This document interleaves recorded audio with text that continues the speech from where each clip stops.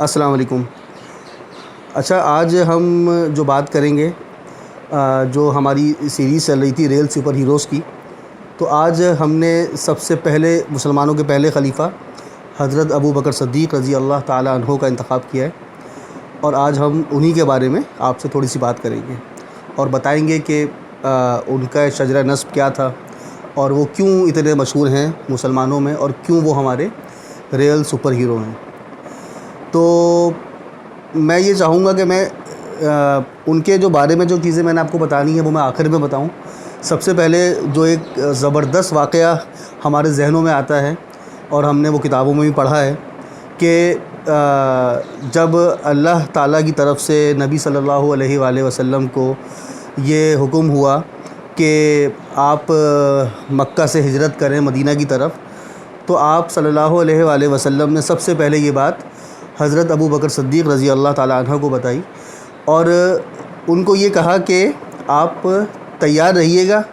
جب بھی مجھے حکم ملے گا تو میں سیدھا آپ کی طرف آؤں گا۔ تو ہوا یہ کہ جب حضور صلی اللہ علیہ وآلہ وسلم کو حضرت جبرائیل کے ذریعے یہ حکم ملا کہ اب ہجرت کا وقت آ گیا ہے اور آپ روانہ ہوں، تو اس وقت کنڈیشن یہ تھی کہ حضور صلی اللہ علیہ وسلم جہاں پر قیام فرما تھے اس جگہ کو کفار نے پورا گھیرا ہوا تھا،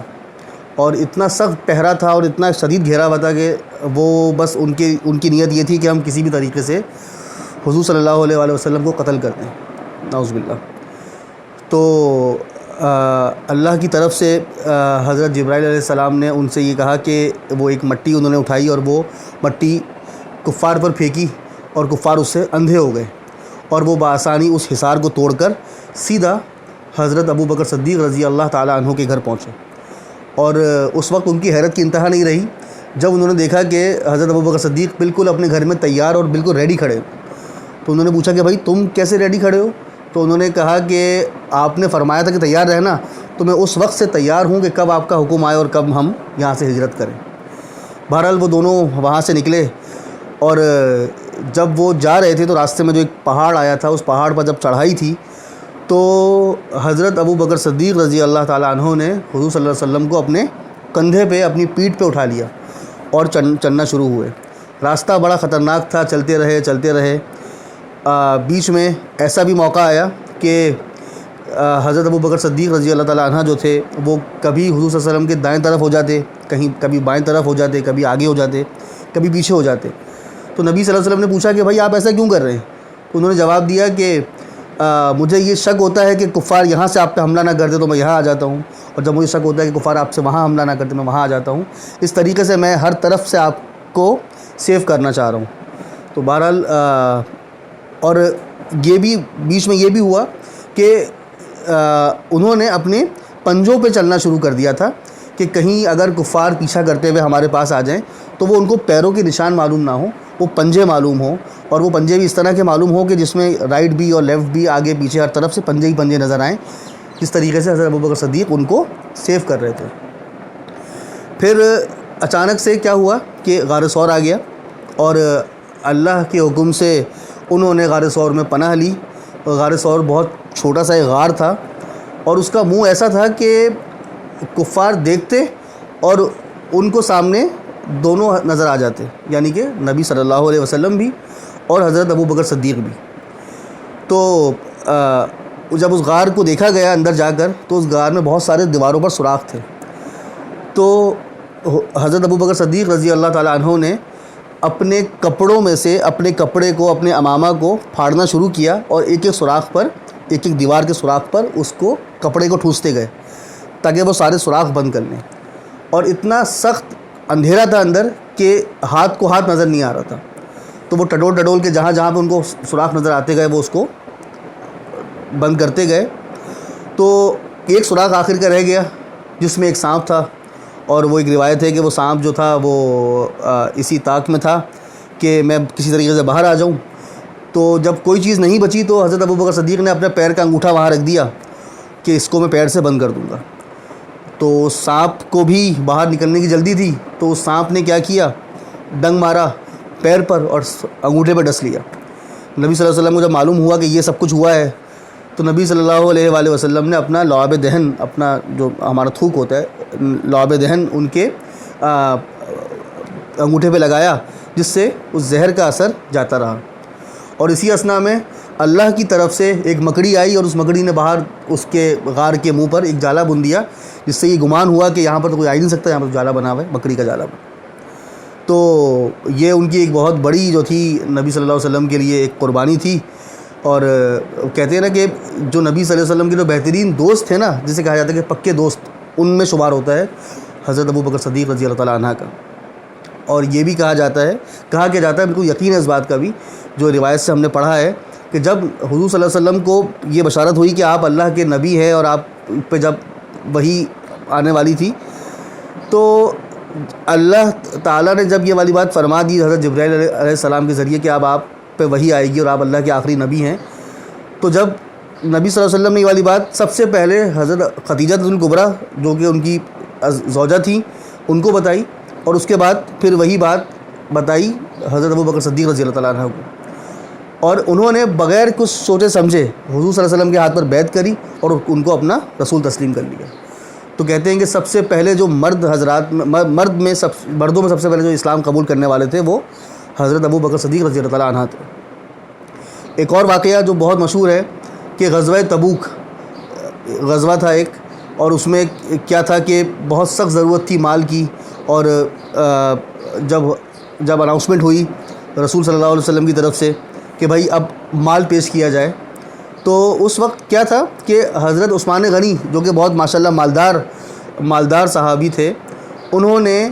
10,000 کے لشکر تھا مسلمانوں کا، 10,000 کے لشکر کے لیے تمام ساز و سامان پیش کر دیا،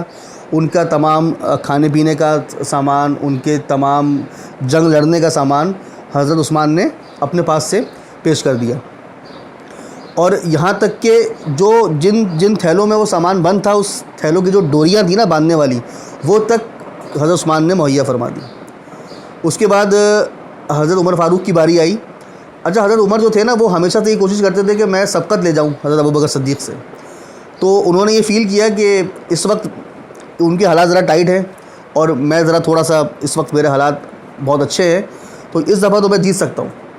تو انہوں نے کیا کیا، حضرت عمر فاروق نے، کہ اپنے گھر کا آدھا سامان گھر پہ رکھا اور آدھا سامان لا کر نبی صلی اللہ علیہ وسلم کی خدمت پہ پیش کر دیا۔ اس کے بعد جب حضرت ابوبکر صدیق کی باری آئی تو انہوں نے اپنے گھر کا پورا سامان، ایک چیز غزوہ تبوک کے لیے وقف کر دی۔ اب نبی صلی اللہ علیہ وسلم نے پوچھا کہ کون کیا لایا، تو حضرت عمر فاروق بہت خوش تھے کہ آج میری جیت ہو جائے گی، لیکن نبی صلی اللہ علیہ وسلم نے سوال چینج کر دیا، اور نبی صلی اللہ علیہ وسلم نے یہ پوچھا کہ گھر میں کیا چھوڑ کر آئے ہیں؟ تو عمر فاروق رضی اللہ تعالیٰ عنہ نے ارشاد فرمایا کہ میں تو آدھا سامان لایا ہوں، آدھا گھر پہ چھوڑ کے آ گیا ہوں۔ لیکن جب حضرت ابوبکر صدیق سے پوچھا گیا تو انہوں نے کہا کہ میں اپنے گھر کا سارا سامان لے آیا ہوں۔ تو حضرت عمر فاروق نے کہا کہ آپ سے کوئی نہیں جیت سکتا، تو جیت جو ہے وہ آپ کی ہی ہوئی۔ اور یہاں تک کہ حضرت ابوبکر صدیق رضی اللہ تعالیٰ عنہ نے اپنا کپڑے تک وقف کر دیے اور ٹاٹ کا ایک کرتا سی کر، کانٹوں سے سی کر وہ پہن لیا۔ تو اللہ کی طرف سے وحی آئی اور جبرائیل امین رضی اللہ علیہ السلام آئے اور پوچھا، سب کچھ جانتے ہوئے بھی پوچھا، اللہ تعالیٰ نے پوچھا کہ نبی صلی اللہ علیہ وسلم سے پوچھو کہ یہ کرتا کیوں پہنا ہوا ہے ٹاٹ کا۔ تو نبی صلی اللہ علیہ وسلم نے حضرت ابوبکر صدیق سے پوچھا کہ آپ نے یہ کرتا، اللہ پوچھ رہے ہیں کہ آپ نے یہ کیوں پہنا ہوا ہے؟ تو حضرت ابوبکر صدیق نے فرمایا کہ میں نے سب کچھ اللہ کے راستے میں دے دیا ہے، اور اب میرے پاس کچھ بھی نہیں بچا سوائے اس ٹاٹ کے کرتے کے۔ تو اللہ کو یہ بات اتنی پسند آئی کہ اللہ نے پھر جبرائیل امین کو بھیجا اور پوچھا کہ پوچھو کہ کیا ابو بکر تم اللہ سے راضی ہو؟ تو جب اللہ تعالیٰ کی طرف سے نبی صلی اللہ علیہ وسلم نے حضرت ابوبکر صدیق سے یہ پوچھا تو وہ زار و قطار رونے لگے، اور روتے روتے ان کی ہچکی بن گئی، اور انہوں نے کہا کہ میں اللہ سے راضی، میں اللہ سے راضی۔ تو واقعات تو بہت سارے ہیں، ٹائم کی کمی کی وجہ سے یہ دو ہی واقعات میں آپ کے سامنے پیش کر پایا، اور مسلمانوں کے خلیفہ اول تھے، اور آخری کے دنوں میں امامت کے فرائض بھی انجام دیے حضرت ابوبکر صدیق رضی اللہ تعالیٰ عنہ نے۔ اور جہاں تک بات ہے ان کے شجرہ نسب کی، تو تھوڑی سی اس پہ بھی بات کر لیں کہ ان کا جو اصل نام تھا وہ نام تھا عبداللہ ابن عثمان، اور ان کے جو والد صاحب تھے ان کا نام تھا عثمان ابو قحافہ۔ ان کی جو کنیت تھی وہ ابو بکر تھی، اور جو لقب تھا وہ صدیق کا تھا، تو اسی لیے ان کو ابو بکر صدیق کے نام سے وہ مشہور ہوئے، اور ہر ایک کے منہ پر ابو بکر صدیق کا نام آتا ہے۔ اچھا، یہ اگر ہم ان کی پیدائش کی بات کریں تو 27 اکتوبر سن 573 عیسوی میں ان کی پیدائش ہوئی مکہ میں۔ اور اگر ہم بات کریں ان کی ازواج کی تو ازواج کی تعداد 4 تھی، جس میں جو ایک تھیں وہ قتیلیہ بنت عبد العزیٰ، پھر دوسری تھیں ام رومان، تیسری تھیں اسما بنت امیس، اور چوتھی تھیں حبیبہ بنت خریجہ۔ 4 ان کی ازواج تھیں۔ اور اگر ہم بات کریں ان کے بیٹوں کی تو 3 ان کے بیٹے تھے، جس میں عبداللہ ابن ابی بکر، عبد الرحمن ابن ابی بکر اور محمد ابن ابی بکر تھے، اور 3 بیٹیاں تھیں، جس میں اسما بنت ابی بکر، حضرت عائشہ بنت ابی بکر اور ام کلثوم بنت ابی بکر، 3 ان کی صاحبزادیاں تھیں۔ ان کی جو مدر تھیں، والدہ تھیں، ان کا نام تھا سلمہ ام الخیر۔ 3 بھائی تھے، جن میں سے ایک تھے مطاق، ایک تھے اتیق اور ایک تھے قحافہ، اور 3 بہنیں تھیں، جن میں سے ایک کا نام تھا فدرہ، ایک کا نام تھا قریبہ اور ایک کا نام تھا ام عامر۔ تو یہ ان کا تعارف تھا، جسے ہم کہتے ہیں بایو ڈیٹا تھا۔ اور اس سے زیادہ کیا بات کی جائے کہ بہت ساری باتیں ہیں جو کہ اور ہم کر سکتے ہیں، وقت کی کمی کی وجہ سے ہم نہیں کر پا رہے، لیکن